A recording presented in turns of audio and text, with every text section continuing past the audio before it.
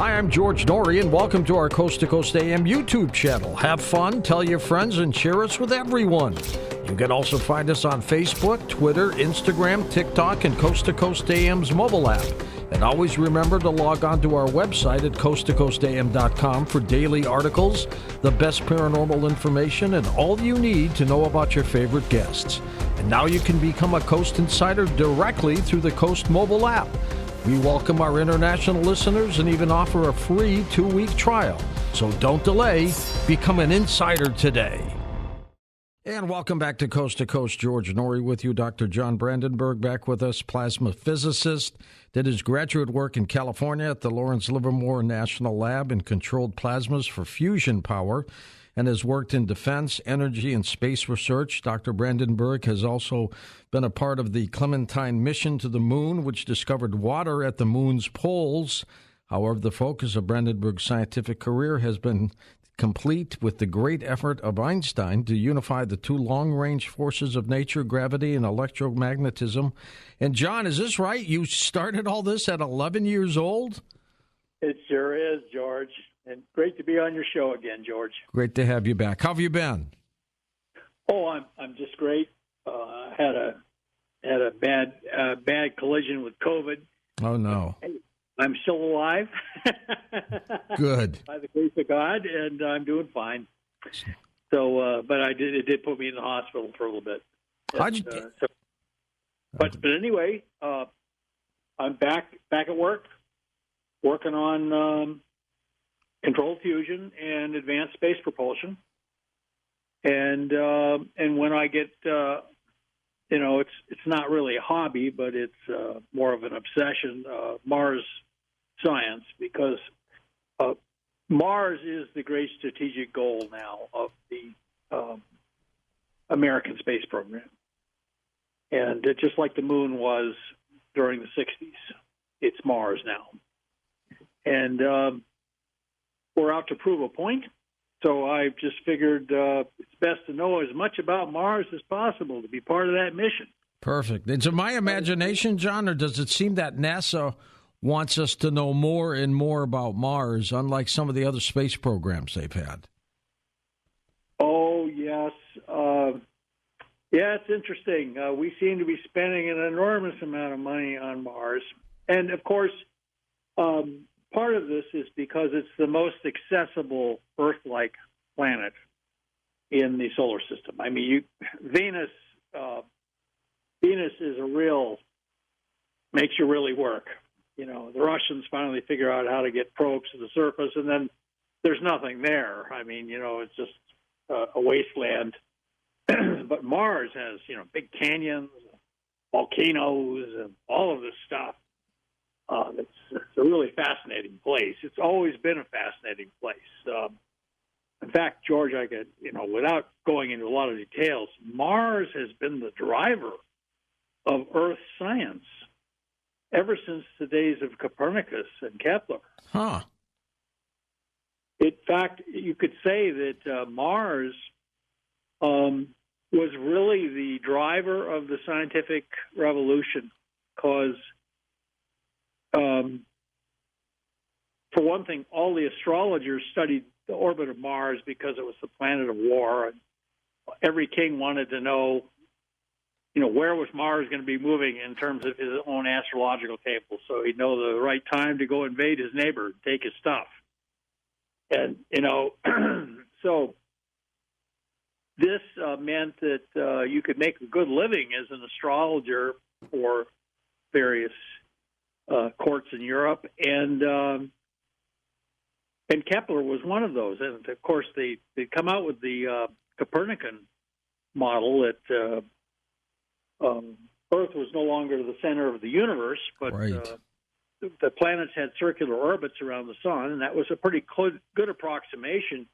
But Tycho Brahe, who was sort of the mentor of Kepler, just very careful visual observations, he didn't even have a telescope, said, no, the Mars orbit is not circular. He said, you should study Mars. He told that to Kepler.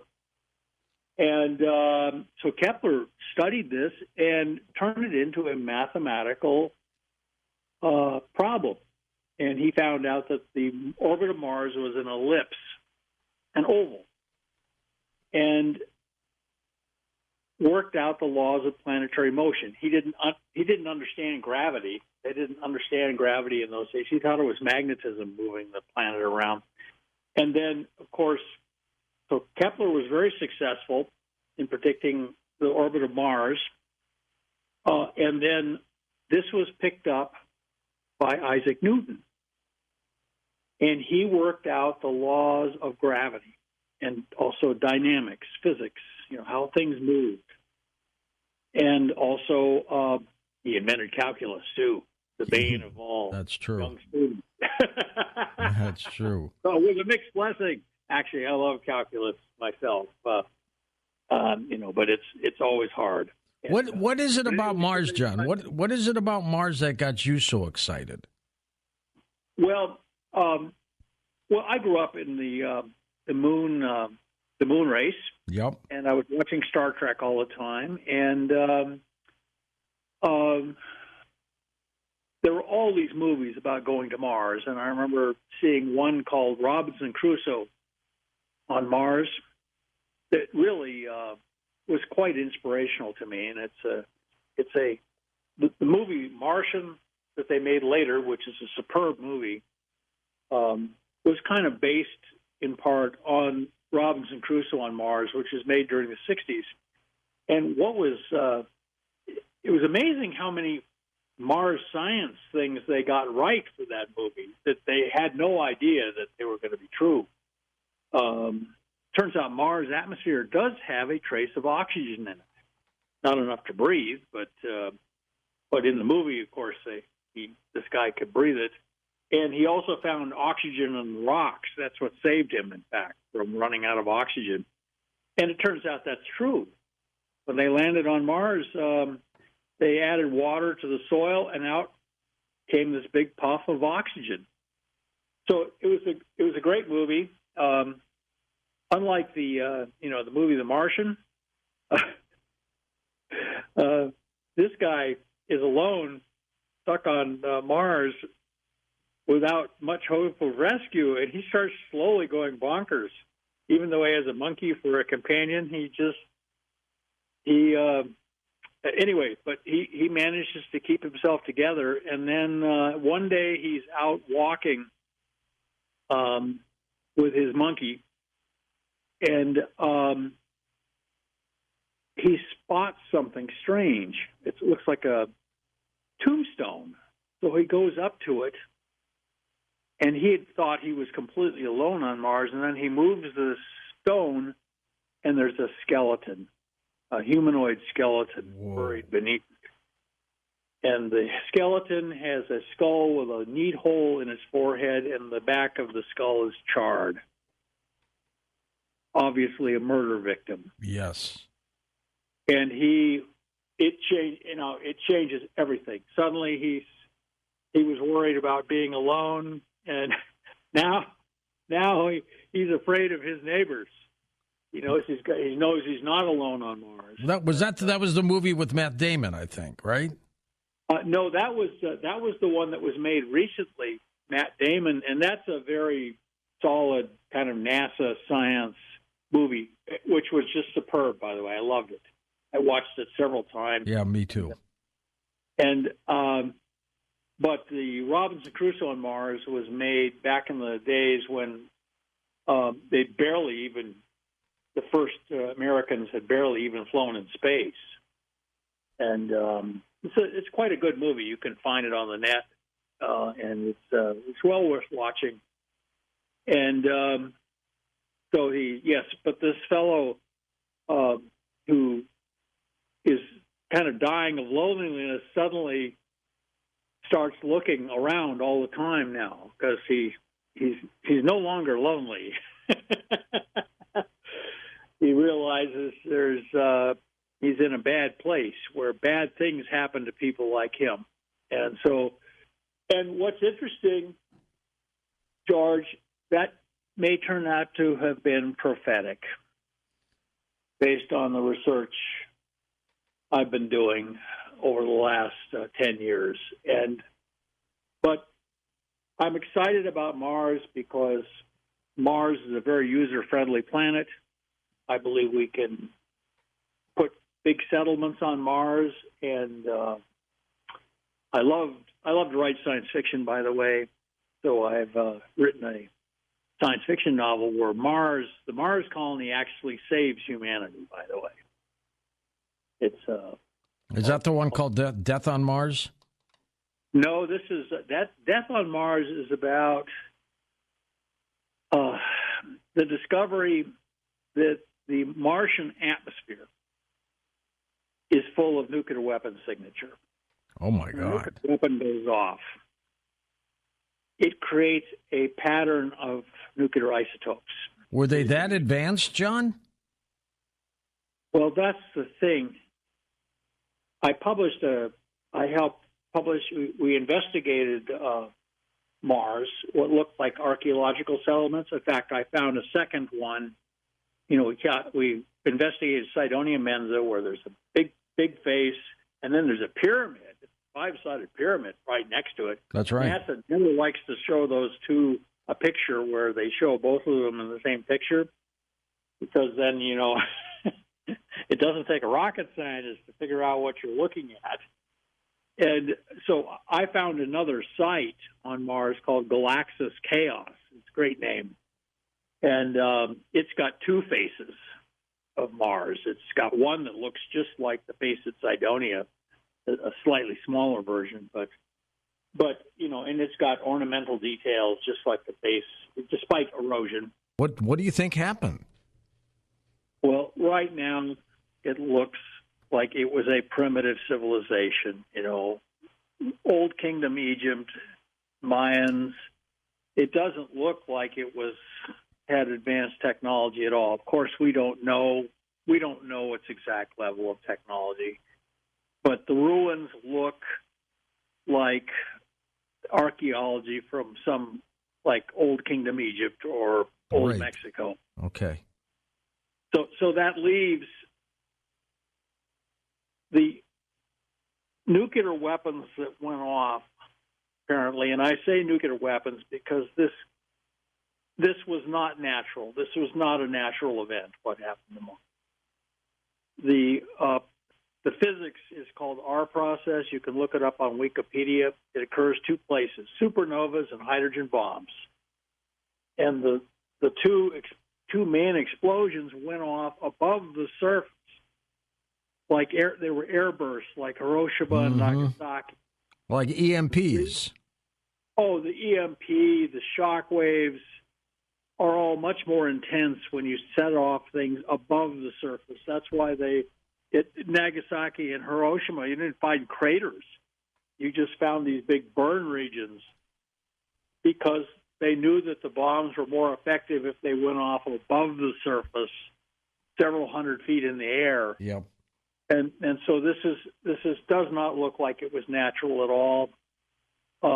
The size of the devices would have had to have been as big as the Empire State Building. They were dropped from space, apparently. Why nuke? Why nuke an old civilization like that, an ancient civilization? I don't know, George. It's all a mystery. But the thing is, it's not a happy discovery. But the only thing happy about it is now we know. We know this happened. The evidence is now overwhelming. We even found where the two radioactive hotspots are on Mars, where the big explosions were. Oh, my God. And there's glass there, trinitite. There's centers of glassy deposits on Mars. Nowhere else. And it's not near volcanoes or anything. You zero in on the spots where the center of the radioactivity is that's still left over. It's just smooth. There's no volcanoes. There's no craters. There's nothing. It's just smooth. But it's covered with glass. Just like when they set off a nuclear weapon above ground at test sites. It makes glass out of the sand, the rock, and soil. So this is This was not a natural event. Now, why would anybody do such a thing, especially if the society on Mars was primitive? Well, there's a lot of examples in human history of people doing stuff like that. Genghis Khan, for instance. Right.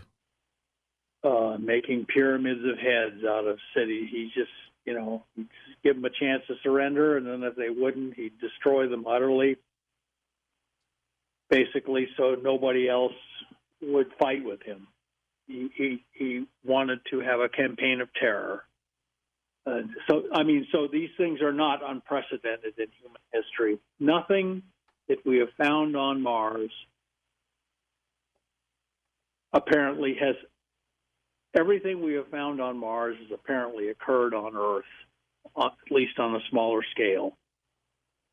So, do you think at the same time or truly separate times? Very separate times. The surface of Mars where these things are found, looks like they're about 500 million years old. Mars went into a deep freeze. It went into a big nuclear winter after this. It took a planet that was like Earth and turned it into what it is now, almost moon-like. Very little atmosphere left over, but there's still apparently residual life. The important thing is we can go there.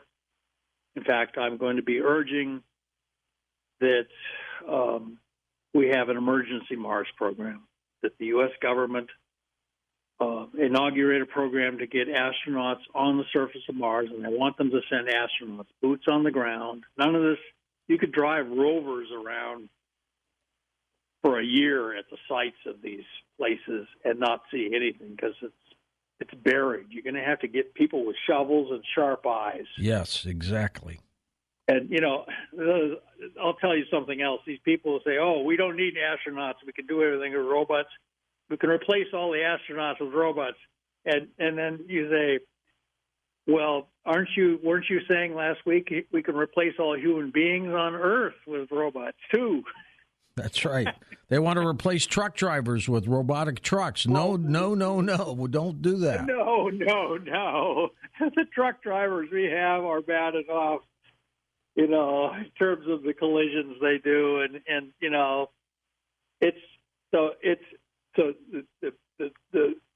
this is not a happy discovery, George, that I've made. It looks like a thermonuclear holocaust on Mars that made Mars into Mars, from a planet like Earth into Mars as it is now. This does not appear to have been natural. Now, you were at a space conference and delivered this report to them. How was it received? Oh, people look scared. Really? Oh, well, I've been doing research now, assembling evidence. Like, I couldn't find any data on, one of the isotopes is xenon-129, and you can't find data on that after nuclear tests that's in the air. But what I did is I found studies of supernova. And yes, it produces a big spike at xenon-129, and that's exactly what we find on Mars. So, and there's evidence that the rocks on Mars are bombarded heavily by neutrons, another sign of a nuclear weapon going off. And so I've tried to do the best work. George, I've tried to do my job. My job is, and you do it well, John. You do it well. My job is to defend the country and see to the welfare of its people, and by extension, the whole human race. And that's the best. Doing an emergency Mars program now to get people on Mars as quickly as possible to investigate this. It's the best way to ensure it doesn't happen here. Or whoever did it to Mars may be looking at us. Well, you never know. It just shows that there are forces loose in the universe that may find planets like ourselves and destroy them. Think of Governor Tarkin in Star Wars, Why did he blow up Alderaan? Well, the other planet that people suggested was too remote to make a good example, he says. So so anyway, we know what to do now. We know what to do. We have no choice. We have to go up there and find out what happened. Could there have been a higher tech civilization on Mars living with the other civilization that was kind of ancient, and they decided to blow up their neighbors or something? Oh, all sorts of scenarios are possible. As soon as you add intelligence to the mix, intelligent life, there's a principle in SETI, Search for Intelligent Life in the Universe. Right. It's called the principle of mediocrity. Now, that's normally not a term people like you and I like to bandy about, mediocrity. But it means that the human race is a bunch of C students. Not only are we not alone in the universe, we're not even remarkable. But if you take that, really literally, it says, like one of the heroines in my science fiction novel says, she finds out she's a UFO abductee. She's investigating the UFO cover-up. She finds out she's an abductee. And she says, finally in an interview after being regressed and everything, she says, well, I've met these people from outer space. I can tell you the good news is they're a lot like us. And the bad news is that they're a lot like us. As you know, the human race is no bunch of angels sometimes. That's right. So we're sharing the universe with a bunch of people of like passions to ourselves. And without going into details, so... By the way, I want to say one thing. Truck drivers, I think, are better drivers than normal car driver people. Oh, I agree. I agree. Much safer. Much safer. Later, if we have time, I can talk about my science fiction novel where the Mars colony saves the human race. Truly remarkable. And but anyway, I think we have to become spacefaring. We have to go up to Mars. We have to find out what happened. So to make sure it doesn't happen here. And, other people will look at this evidence and they just want to hide under the bed. They don't want to take it seriously. They just, it's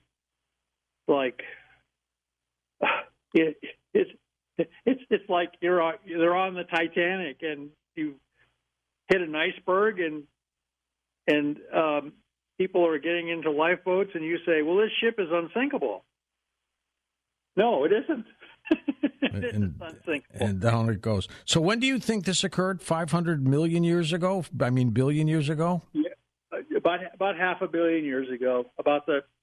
What's interesting is and that's very approximate, but it's that time scale. The surface of Mars, we have a whole bunch of meteorites from Mars. If you take the average age of the Martian meteorites, just counting them and figuring out their geologic ages from radioactivity, stuff like that, then you get about 500 million years old as the surface of Mars. Way before there were any Earthlings.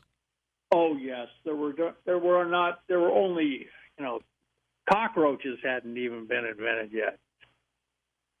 And maybe we got all these from panspermia from Mars. Oh, well, I've become a believer in panspermia. To me, the evidence that got to understand something that's going on here. There's a lot of real science, George, is like real basketball. It's like professional basketball. It's not supposed to be a contact sport, but in a close game under the net, for the championship, the knees and the elbows, they start to fly. And when the guys analyzed the Mars rock that was very ancient, ALH 8401, they found bacterial fossils in it. That's right. Exactly. I've seen the evidence. They found it. But it turns out the majority of the academic community is supported by grants that comes through JPL. So this was actually a fight between, JPL's in Pasadena, California, and Houston was what found the life signs in the rock. That's the Manned Space Flight Center. So it was Houston versus Pasadena. And I was at conferences, and I was giving papers on Mars meteorites myself, and I would watch the head of the group that found the life signs in the Mars rock just getting attacked viciously by these people. And he told me during a break, we were having coffee together, he says, I understand these people being critical of our work, but I don't understand why they're so angry with me. John, do you think this is a secret that people in NASA know what you're telling me tonight? Oh, yeah. Yes, I do believe it. But here's what happened. When I found evidence of the nuclear weapon signature in Martian atmosphere that I could, document with good scientific literature and everything, I reported it not to NASA but to the Pentagon because I was working closely with Defense Intelligence Agency. Okay, all right. So I reported it to them, and they sent over a guy, and I gave him the full briefing that the best science I had at the time, and he took it very seriously, took careful notes, and I said, what should I do? I found this thing, and I've shown it to nuclear weapons experts, and they agree with me. Nuclear weapons signature. And he said, we'll get back to you. And 6 weeks later, they sent a message back that they didn't see any reason why it shouldn't be published. Why it shouldn't be published. Okay. They wanted it apparently to come out. This is a timed information leak. I mean, we have Kilpatrick giving these congressional hearings. Denying everything. Well, he's denying that there's any extraterrestrial, and then he shows these pictures of these videos of the second video they showed today. That's a flying saucer. John, you've always said that a one-way trip to Mars is safer than a round trip. How come? They're not coming back? Well, I mean, to get off of the surface of Mars is a big planet. I mean, it's got half the Earth's gravity, and you have to get a big rocket.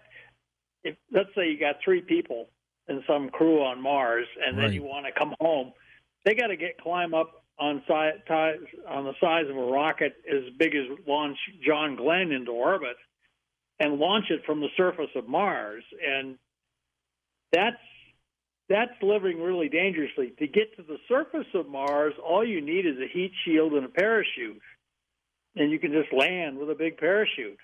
I mean, so it's going to be a one-way trip for them? Well, until we get really good at this stuff, I mean, the first people there should probably sit there for a while, and they have to launch a few rockets from the surface of Mars up into Mars orbit to rendezvous with, whatever's up there, spaceships from Earth to test that and make sure it's safe. You can't man-rate a rocket launching from Mars on Earth. I mean, Mars is dusty. It's got all these static electricity storms and stuff like this. It's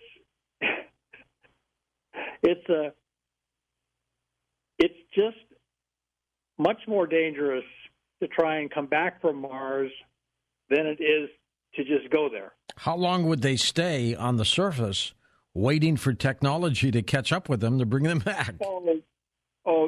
If it's a vigorous program, as I'm urging the federal government to undertake, the people on Mars will sit there and they'll launch several rockets from Mars to make sure they've got everything safe, and they'll launch Mars samples and things like that up into orbit to take it to Earth the first couple times. And then they'll be ready finally to launch the people back. So, all of that can be done fairly quickly if you're willing to spend a lot of money, and which I believe we're going to have to do. I'm sorry. We can't wait for the Klingon battle fleet to enter the solar system and assume orbit around the Earth and then decide we're going to become spacefaring, So are you saying we should go as soon as possible, even if we don't have the technology to come back yet? Oh, we have the technology to come back. It's just kind of risky. You want to test fire several rockets from the surface of Mars. Yeah, we just saw what happened to SpaceX's big rocket, didn't we? Exactly. Well, actually, that was. I am a rocket scientist. I invented my own rocket engine. It's flying in space now. It's called the MET thruster. It has this water vapor as good for propulsion. you. And it's flying in space now on a spacecraft called the Vigoride 5, and it's working great. Did you do those model rockets? What's that? When you were a kid, did you do those model rockets from Estes? Oh, gosh, we did all. We built our own rockets too. We had the Estes rockets, and then we wanted things with a little bit more zip, so we made our own rockets. And we started out using cutting match heads off of safety matches. And, oh my God! Hey, we were young rocket scientists. This was the age of Sputnik. It was the age of the moon race. People kind of looked the other way about the dangers of that when I was young. I'll tell you a funny story, John. When I was a kid, I would do rockets with Estes. I'd launch little frogs. They'd come back down on parachutes and everything like that. Oh, my God. What I used to, so I had my buddy, his name was Gary Frank. Gary would load the solid propellant engine into the rocket, hook up the little electrodes, and we'd be ready to go. And I would do the broadcast of the launch to the neighborhood kids. I would be George. Started you out in broadcast. That's right. And guess what Gary ended up doing? Building the engines for the space shuttle. Well, he did a good job. Yep, he was one of them. The SLS. It was way over budget and way behind schedule. They did launch it, and it went by the numbers. It was basically just reassembling the shuttle rocket engines, which were just superb. Your buddy did a good job. It went by the numbers. You saw the thing fly around the moon and then come back. Yep. Everything went almost perfectly. I mean, it was 99.99 successful. Especially the big rocket. So Boeing still has Elon Musk in the rearview mirror. If I was at Boeing, I would want to just keep him there. If this explosion occurred on Mars, what do you think the population might have been at that time? 10,000 people? 100,000? Oh, the archaeological ruins we found look like they're quite extensive. Looks like there was large population. Oh my God, that's amazing. It is kind of terrible, and when it finally hit me, that this is what had happened, I must confess I wept like a child for about 5 minutes, and then I pulled myself together and I said, Brandenburg, you got to get a grip here. Come on. You can't be absolutely 100% certain that this is what happened, but I've tried to make myself as certain as possible. Well, you do a good job with it, John. Well, it is my job, George, just like your job is to have me on your show. My job is to see to the defense of the United States and the welfare of its people, and by extension, the human race. And if there was a thermonuclear holocaust on Mars, and some scientists found evidence of that, like I have, then it's their duty to publish it. Especially if it came from an outside source. Oh, yes, yes. I mean, I never worked. I worked for 9.5 years at nuclear weapons labs. I didn't work directly on nuclear weapons, but I worked just down the hall from people who did. There's a lot of interesting conversations around the coffee machine, and so I learned all of the basic physics of nuclear weapons, but I was never, the residues after nuclear weapons went off. I didn't know anything about that. And then I was looking at Mars isotopes, which were very strange because they have this peak at xenon 129. And one of the nuclear weapons experts I worked with at Sandia Labs said, "Oh my God!" He said somebody nuked them. Amazing. And then we were standing in an unclassified area when he said that, and he looked embarrassed, and he just said, "Excuse me," and left. Because he said something, provocative. He said something that might have been classified, and he said it in an unclassified area. So I basically then looked through the literature, figured out what he meant. And I never was right into the nuclear weapons program. So I was worried I expected for a while that somebody would come tap me on the shoulder and say, "Dr. Brandenburg, we appreciate your hard work on this, but we don't want you to talk about it or do this kind of work anymore on Mars." Didn't Robert Oppenheimer, our father of the atomic age, talk about an ancient nuclear blast here on Earth? A place that's now in Pakistan, Mohenjo-Daro, I believe it's called. I'm probably pronouncing it wrong. But they found this elaborate ruin with all these unburied bodies lying in the street. I mean, normally when you find bodies at a ruin like this, the bones are all scattered because of scavengers and stuff like this. No, these bodies fell and were intact. Apparently they were radioactive. No scavenger came close to them. And they just got slowly buried by time. And that's in Pakistan. And it's the ancient Hindu texts. You'll love this, George.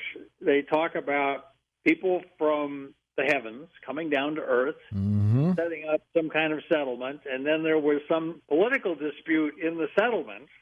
So the settlement split, the two settlements. And then those two settlements decided to have a war.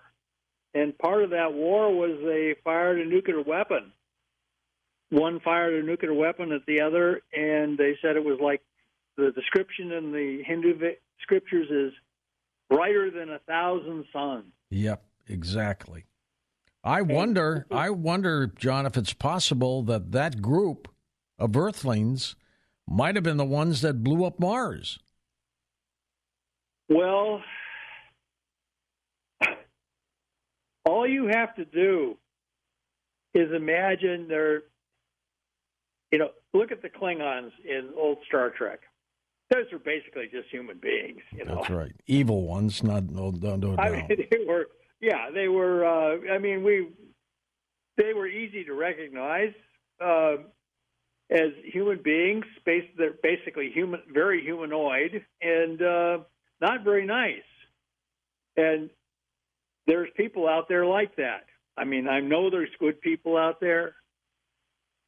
I believe it. I believe that truly. The universe is balanced between good and evil. No doubt. Just like it is on Earth. And so all you have to do is imagine that the Earth and its people are not an aberration on the cosmos. We're normal, believe it or not. The face on Mars, you've seen pictures of that, and within less than 10 miles from it is this enormous pyramid with 5 sides. Obviously, one of the sides, the vertices, points at the face. And, in fact, it's even got this little square region where brickwork, apparently, the perfect square, has fallen off this thing. So And by the way, NASA never likes to show pictures of the base on Mars and that pyramid in the same picture. Right. They always like to take a separate picture of either of them because, once you see them together, you say, okay, let's say erosion carved this face. Did it also carve the pyramid next to it? Until we send people down there and they dig down 10 feet under all the dust and everything like that, we won't know what their level of technology was. You know what amazed me about the Star Wars movies that George Lucas did? They had high technology, they had flying craft, yet all their houses and buildings were stone huts. I didn't see any skyscrapers, nothing with glass, nothing huge. They were just all stone huts, and that reminds me of Mars. Well, and that was the planet Tatooine, which, just didn't have any, had Mos Eisley Spaceport, a hive of scum and villainy. That's right. But, yeah, it was all pretty primitive stuff, and they had some high-techy stuff. But most of the stuff they just inherited, apparently, from the local natives, or they had the natives build it using materials. They did, there weren't any forests on Tatooine. So they had no wood, so they.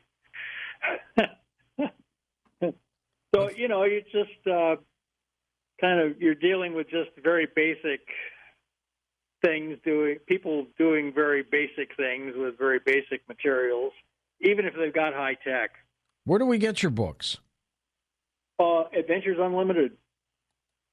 Or you can get them on Amazon.com. God, you've been at this a long time, John. Succession of books, but the most recent book I wrote was Death on Mars. And part of the reason I wrote it, George, is because you'll notice things are internationally kind of tense. Oh, yeah, big time. And, we could wake up tomorrow and they've used the first tactical nuke in Ukraine or, Straits of Taiwan. And when I was working at Lawrence Livermore Lab, they found that just about any way you start a nuclear war, with a big bomb, with a little bomb, it just rapidly escalates. It becomes a full-fledged nuclear war. You are right, John. You are right indeed. I was part of the Clementine mission to the moon, but you know what? They wouldn't let us look at the pictures. You're kidding me. I better not say anything more. It was a Defense Department mission to the moon. There, draw your own conclusions. That's amazing. What did they say to you folks when they wouldn't show you the pictures? Oh, well, we were all just contractors. I was a deputy to the mission manager. Think of him as Marshall Dillon, and I was Festus. Jeez. And he paid me a great compliment. He said I was his Tiger team. He could stick me on problems that no one else could solve, and I could get them solved somehow. But, it was just, anyway, it was a Defense Department mission to the moon. So I've been told not to talk about it. Well, they didn't want you to see something, John. Well, we found water, and that's important. So it was a very positive outcome, and the mission was very successful. We had NASA ride along, and they published a whole bunch of pictures that they found. But while we were doing it, well, anyway, I'll just leave it at that, huh? I've actually been told, Brandenburg, don't talk about the moon. You can talk about Mars all you like. NASA's kind of paralyzed. If I may be so bold, let's imagine what if there is a UFO cover-up, what if, then any evidence of any extraterrestrial intelligence would be, the government wouldn't want to talk about it. And so Mars would be a subchapter of the UFO cover-up, basically. You find a dead civilization on Mars, well, they don't want to talk about that either. But, like I said, when I found what I found and reported it, they said, publish. So I'm doing it. John, what was that first thing you saw on Mars that led you to this conclusion of the nuke disaster? Oh, well, somebody else told, a nuclear weapons guy told me that's nuclear weapons signature. So I started doing research, and I found out in the open literature that he was right. Supernova make of the same signatures as hydrogen bombs, and I found evidence that this. So that was the first thing I saw was isotopics, but we'd also been looking at this pyramid and this face in Sidonium and there's a bunch of other stuff there too, but those are the two principal easiest things to spot. Then we found another site in a place called Utopia, or it's called Galaxis Chaos. And it has two faces and what looks like a ruined city near it. So, we were actually very successful in our investigation, which was, organized by Richard Hoagland. And the interesting thing is it was headquartered at SRI International, SRI, Stanford Research International, and it was just down the hall from the remote viewing people. Aha. Yes. Ingo Swann and those folks. Yes. And so they were, anything the people we found in the group was immediately being passed down the hall to the remote viewer people, and they were looking at Mars. And, they basically said, yeah, there's something there. There's ruins there. And, we developed that psychic intelligence unit because it occasionally